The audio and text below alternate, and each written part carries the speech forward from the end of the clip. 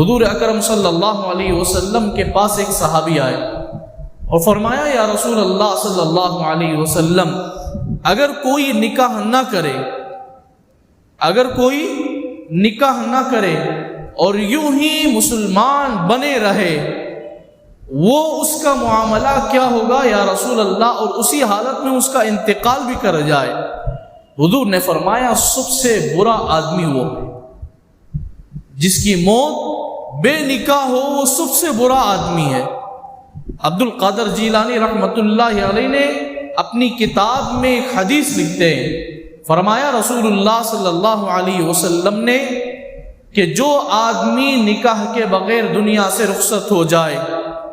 جو آدمی نکاح کی طاقت رکھتا ہو پھر بھی نکاح نہ کرے، حضور علیہ الصلوۃ والسلام نے فرمایا زمین میں سب سے برا آدمی ہے جس نے مرا ہے، سب سے برا آدمی ہے۔ اور اللہ کے نبی علیہ الصلوۃ والسلام نے فرمایا اس مرد پر اللہ کی لعنت ہوتی ہے جسے نکاح کرنے کے طاقت کے باوجود بھی نکاح نہ کرے، اور اس عورت پر اللہ کی لعنت ہوتی ہے جس عورت پر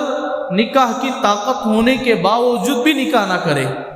اللہ تعالی ہمیں صحیح معنوں میں رسول اللہ کی سنت پر عمل کی توفیق عطا فرمائے، نکاح جیسی پیاری سنت کو پیاری سنت سمجھ کر آسانی کے ساتھ اللہ تعالی ہم سب کو کرنے کی توفیق عطا فرمائے۔ وما توفیقی الا باللہ۔